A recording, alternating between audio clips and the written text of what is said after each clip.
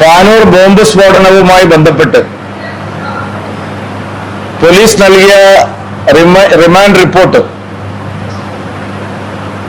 ഗൗരവമേറിയ ചില പ്രശ്നങ്ങൾ ഉയർത്തുന്നതാണ്. പാനൂർ സ്ഫോടനത്തിന്റെ റിമാൻഡ് റിപ്പോർട്ടിൽ രാഷ്ട്രീയ എതിരാളികളെ വകവരുത്താൻ വേണ്ടിയാണ് ഈ ബോംബ് നിർമ്മാണം നടന്നതെന്ന് വളരെ വ്യക്തമായും പറഞ്ഞിരിക്കുക. RSS BJP നേതാക്കളെ ലക്ഷ്യം വെച്ചുകൊണ്ടാണ് ഈ ബോംബ് നിർമ്മാണം നടന്നിട്ടുള്ളത്. തെരഞ്ഞെടുപ്പ് കാലത്ത് വലിയ സ്ഫോടനങ്ങൾ ഉണ്ടാക്കാനുള്ള ഉദ്ദേശത്തിലാണ് ഈ ബോംബ് നിർമ്മാണം നടന്നിരിക്കുന്നത്. എന്നാൽ ഈ അന്വേഷണം ശരിയായ നിലയിൽ മുന്നോട്ട് പോകുന്നതിൽ വലിയ തടസ്സങ്ങളാണ് സർക്കാർ ഉണ്ടാക്കിക്കൊണ്ടിരിക്കുന്നത്. CPM പ്രവർത്തകർക്ക് ബന്ധമില്ല എന്നാണ് ആദ്യം പാർട്ടി നേതൃത്വം പറഞ്ഞിരുന്നത്. പക്ഷേ DYFIയുടെയും CPIMന്റെയും ഉന്നത നേതാക്കളാണ് ഈ ബോംബ് സ്ഫോടനത്തിന് പിന്നിലുള്ളത്. രാഷ്ട്രീയ എതിരാളികളെ വകവരുത്താനും തെരഞ്ഞെടുപ്പ് കാലത്ത് ഉഗ്ര സ്ഫോടനം ഉണ്ടാക്കാനും ഉദ്ദേശിച്ചുള്ള ഒരു ബോംബ് നിർമ്മാണം പ്രാദേശിക തലത്തിൽ മാത്രം ആസൂത്രണം ചെയ്തതാണ് എന്ന് കരുതാനാവില്ല. ഉന്നതരായിട്ടുള്ള RSS BJP നേതാക്കളെ ലക്ഷ്യം വെച്ചുകൊണ്ട് നടത്തിയ ഈ ബോംബ് നിർമ്മാണം ഉയർന്ന തലത്തിൽ ആസൂത്രണം ചെയ്യപ്പെട്ടതാണ്. CPMന്റെ ഉന്നത തലങ്ങളിൽ ആസൂത്രണം ചെയ്ത് നടപ്പാക്കിയ ഒരു പദ്ധതിയാണ്. അതുകൊണ്ടാണ് ഏരിയ തലത്തിലുള്ള നേതാക്കളെല്ലാം സ്ഫോടനം നടന്ന ഉടനെ സംഭവസ്ഥലം സന്ദർശിക്കാനും പിന്നീട് പ്രതികളുടെ വീടുകളിൽ ചെല്ലാനും കുറ്റക്കാരെ സംരക്ഷിക്കാനും തയ്യാറായത്.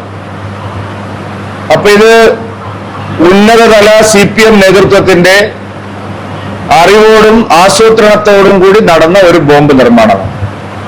+2 ഡിഗ്രി കഴിഞ്ഞവർക്ക് വേൾഡ്സ് ഫസ്റ്റ് AR/VR ക്ലാസ് റൂമിലൂടെ സ്മാർട്ട് ഫോൺ എഞ്ചിനീയർ ആവാം. കൂടുതൽ അറിയാൻ വിളിക്കൂ ബ്രിഡ്കോ ആൻഡ് ബ്രിഡ്കോ.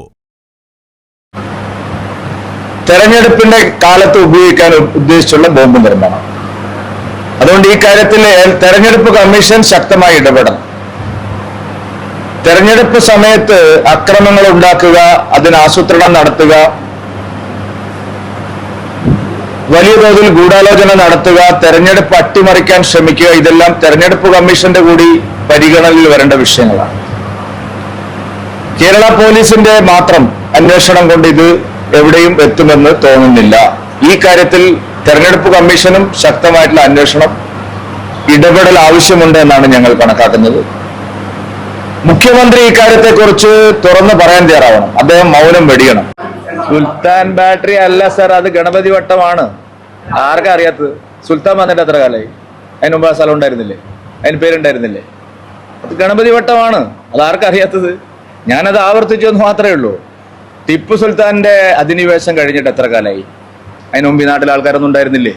സ്ഥലനാമങ്ങളൊന്നും ഉണ്ടായിരുന്നില്ലേ? എന്റെ ചോദ്യത്തിന് നിങ്ങൾ മറുപടി പറയും. ടിപ്പു സുൽത്താൻ വരുന്നതിന് മുമ്പ് അങ്ങനെ ഒരു സ്ഥലം ഉണ്ടായിരുന്നില്ലേ? ഗണപതി വട്ടം ക്ഷേത്രം ഉണ്ടായിരുന്നില്ലേ? എന്താണ് നിങ്ങൾ ഇത്ര മഹാ അത്ഭുതമായിട്ട്? ഇത് ഞാൻ പറഞ്ഞതാണോ? 1984 പ്രമോദ് മഹാജൻജി പറഞ്ഞതാണ്. ഗണപതി വട്ടമാണ്.